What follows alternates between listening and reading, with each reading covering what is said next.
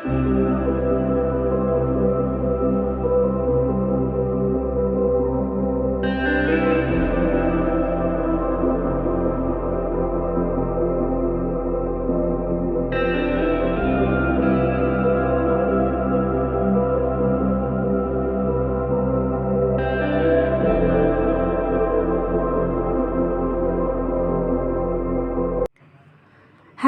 Everyone. तो आज हम इस वीडियो के द्वारा गुजरात बोर्ड का हिंदी जो कि क्लास 11th का है, इसके चैप्टर नंबर 18 पहली चूक पढ़ने वाले हैं, जिसे लिखा है श्रीलाल शुक्ल जी ने। ये इस चैप्टर का पार्ट 1 है। इस चैप्टर को हमने 2 भाग में डिवाइड किया है, पार्ट 1 और पार्ट 2, जिसमें पार्ट 1 में कुछ हिस्सों को पढ़ेंगे तथा बचे हुए हिस्सों को हम पार्ट 2 में करेंगे। तो आइए इसे हम देखते हैं। पहली चूक, जिसे लिखा है श्रीलाल शुक्ल जी ने। इनका जन्म सन 1925 ईस्वी में और इनकी मृत्यु सन 2011 ईस्वी में हुई थी। प्रसिद्ध व्यंग्यकार कथाकार श्रीलाल शुक्ल का जन्म 31 दिसंबर 1925 ईस्वी में लखनऊ के पास अतरौली नामक गांव में हुआ था। इनकी शिक्षा लखनऊ तथा इलाहाबाद में हुई। 1950 में वे भारतीय प्रशासनिक सेवा अर्थात IAS के लिए चुने गए। उत्तर प्रदेश शासन में उन्होंने अनेक महत्वपूर्ण पदों पर कार्य किया। तो श्रीलाल शुक्ल जी, जो कि एक प्रसिद्ध व्यंग्यकार है, इनका जन्म 31 दिसंबर 1925 ईस्वी को लखनऊ के पास एक गांव है अतरौली, वहाँ पे हुआ था और इनकी शिक्षा भी लखनऊ और इलाहाबाद में हुई। 1950 में वे IAS के लिए चुने गए और उत्तर प्रदेश शासन में उन्होंने अनेक महत्वपूर्ण पदों पर काम भी किया। श्रीलाल शुक्ल ने साहित्य रचना 1955 में आरंभ की। इन्होंने अपने व्यंग्य लेखन में विशेष प्रसिद्धि प्राप्त की। श्रीलाल शुक्ल की सबसे प्रसिद्ध रचना राग दरबारी उपन्यास है। इस व्यंग्यपूर्ण उपन्यास में उन्हें 1970 में साहित्य अकादमी पुरस्कार से सम्मानित किया गया। इन्होंने जनजीवन से जुड़ी भाषा का प्रयोग किया है। आप ज्ञानपीठ पुरस्कार से भी सम्मानित हुए हैं। तो 1955 में इन्हें साहित्य रचना इन्होंने आरंभ की और इन्होंने व्यंग्य लेखन के लिए ये प्रसिद्ध हुए हैं। सबसे प्रसिद्ध रचना है इनकी राग दरबारी।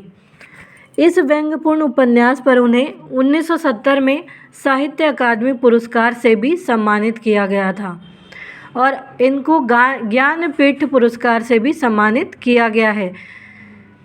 शुक्ल जी की अन्य प्रमुख रचनाएं हैं अंगद का पाँव, यहाँ से वहाँ, सूनी घाटी का सूरज, अज्ञातवास, सीमाएं टूटती हैं, आदमी का जहर इत्यादि। ये सारे इनके प्रमुख रचनाएं हैं। प्रस्तुत पाठ। पहली चूक में लेखक ने ऐसे लोगों पर व्यंग्य किया है जो शहर में रहते हैं और गांव के वातावरण से बिल्कुल अपरिचित होते हैं। उन्हें पता नहीं होता है कि गांव का माहौल कैसा है।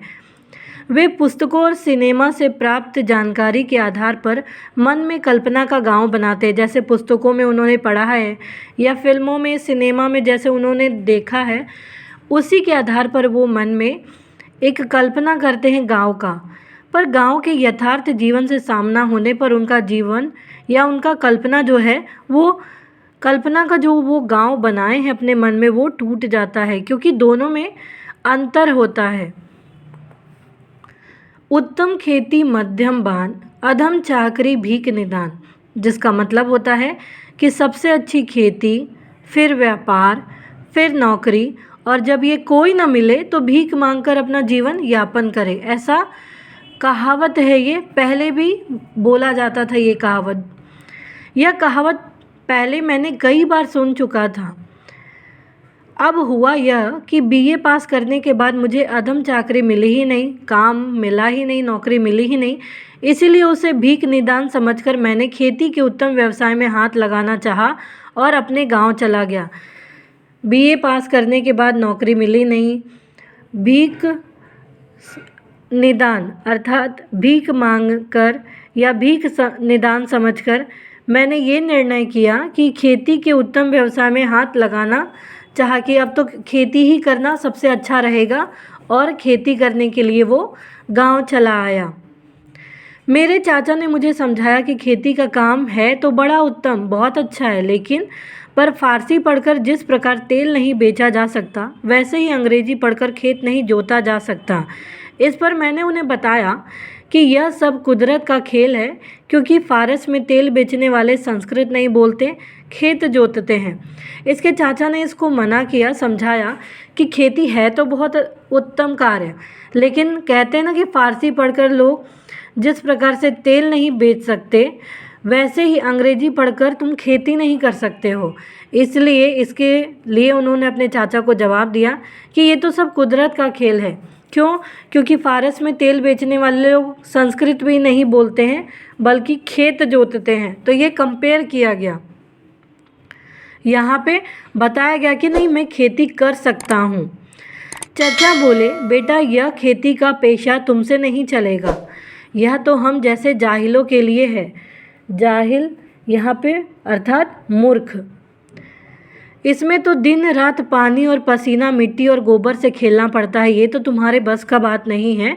ये जो खेती है ये तुमसे नहीं होगा, यह तो हम जैसे जाहिलों के लिए है, मतलब हम जैसे मूर्खों के लिए है।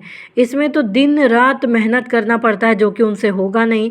दिन रात पानी और पसीना, मिट्टी और गोबर से खेलना पड़ता है, तब जाके धन अपने धान्य के द्वारा लोग कमा पाते हैं। तो इतनी मेहनत, इतना परिश्रम हर एक व्यक्ति नहीं कर सकता है। इस पर मैंने जवाब दिया कि शरीर ही मिट्टी का बना हुआ है और यह गोबर तो परम पवित्र वस्तु है। मिट्टी का स्थान यदि पंचभूत में है तो गोबर का स्थान पंचगव्य में है। पंचभूत अर्थात पंच तत्व, जैसे पृथ्वी, जल, अग्नि, वायु और आकाश। पंचगव्य का मतलब होता है गाय से मिलने वाले 5 द्रव्य, जैसे दूध, दही, घी, गोबर और गोमूत्र, ये पंचगव्य है। तो ये इसने जवाब दिया कि शरीर ही जब हमारा मिट्टी का बना हुआ है तो गोबर तो बहुत ज़्यादा पवित्र वस्तु है। मिट्टी का स्थान यदि पंचभूत में है, 5 तत्वों में, अगर पंच तत्व में मिट्टी का स्थान आता है तो गोबर का स्थान भी पंचगव्य में आता है। इतना ये पवित्र है। मेरे मुंह से पवित्रता की बात सुनते ही चचा दंग रह गए। उनको भी आश्चर्य हुआ। आसपास बैठे हुए लोगों में धन्य है का नारा लग गया। तब मैंने फिर कहना शुरू किया, और चचा यह खेती जाहिलों का पेशा नहीं है। बड़ों ने इनकी प्रशंसा की है। कलाइल ने इस पर लेख लिखे हैं। टॉलस्टॉय ने तो स्वयं किसान ही हो गया था। बाल्टेयर खुद बागवानी करता था। ग्लैडस्टोन लकड़ी चीरता था। अपने देश में भी गौतम ऋषि गेहूँ बोते थे। वैसे तो कंद मूल फल खाने के कारण उनकी दिलचस्पी हार्टिकल्चर में थी। हार्टिकल्चर मतलब उद्यान और कृषि में। वे ज़्यादातर फल और शकरकंद ही पैदा करते थे। इसलिए खेती को उत्तम मानना ही चाहिए। मैं कल से खेती करूँगा, मेरा यही फैसला है। मेरे चाचा मेरी बात से प्रभावित तो हुए, पर बोले, बेटा खेती करोगे पर इतना समझ लो कि खेतों के आसपास न तो कॉफ़ी हाउस होते हैं न क्लब होते हैं। सिनेमा घरों की गद्देदार कुर्सियों की जगह अरहर की ठोटियों पर घूमना फिरना पड़ेगा। यानी जो इसके रास्ते हैं वो कंटीले रास्ते भी हो सकते हैं। वो कुर्सी जो कि गद्देदार होती है वैसी आपको यहाँ नहीं मिलेगी। यहाँ बहुत ज़्यादा परिश्रम करना पड़ेगा। आपको यहाँ खेतों के आसपास ना तो कॉफ़ी हाउस मिलेगा, ना ही क्लब मिलेगा। तो जब इन्होंने ऐसा जवाब दिया तो इनके चाचा भी दंग रह गए। वहाँ के आसपास बैठे हुए लोगों ने कहा कि धन्य है का नारा लगाया। तब क्योंकि शहर से आकर ये खेती करना चाह रहे हैं और इनके चाचा इनको समझा रहे हैं। तो उन्होंने कहा कि चाचा यह खेती जाहिलों का पेशा नहीं है, बल्कि इसके बारे में तो बड़े बड़े लोगों ने प्रशंसा की है। यहाँ तक कि कलाइल ने इस पर लेख लिखे हैं। टॉलस्टॉय ने तो स्वयं किसान ही हो गया था। बाल्टेयर खुद बागवानी करता था। ग्लैडस्टोन लकड़ी चीरता था। अपने देश में गौतम ऋषि हैं, वे भी गेहूँ बोते थे। कंद मूल फल खाने के कारण उनकी दिलचस्पी हार्टिकल्चर में थी। तो ज़्यादातर लोग फल और शकरकंद ही पैदा करते थे। तो खेती जो है वो तो बहुत उत्तम है, तो मैं तो खेती ही करूँगा और यही मेरा फैसला है। तब उसके चाचा उसको समझाते हैं कि खेतों के आसपास तुम्हें न तो कोई कॉफ़ी हाउस मिलेगा, न क्लब मिलेगा, न ही सिनेमा घरों की तरह गद्देदार कुर्सी मिलेगी, बल्कि यहाँ बहुत ज़्यादा मेहनत और परिश्रम करना पड़ेगा। तो उम्मीद है आपको यहाँ तक की स्टोरी समझ में आई होगी कि किस प्रकार से खेती करने की चाह है इनमें, लेकिन क्या ये खेती कर पाते हैं या नहीं, ये हम लोग पार्ट 2 में पढ़ेंगे। अगर आपको ये चैप्टर समझ में आया हो तो प्लीज़ आप इस वीडियो को लाइक करना, शेयर करना, सब्सक्राइब करना, कमेंट करना ना भूलें। Thank you.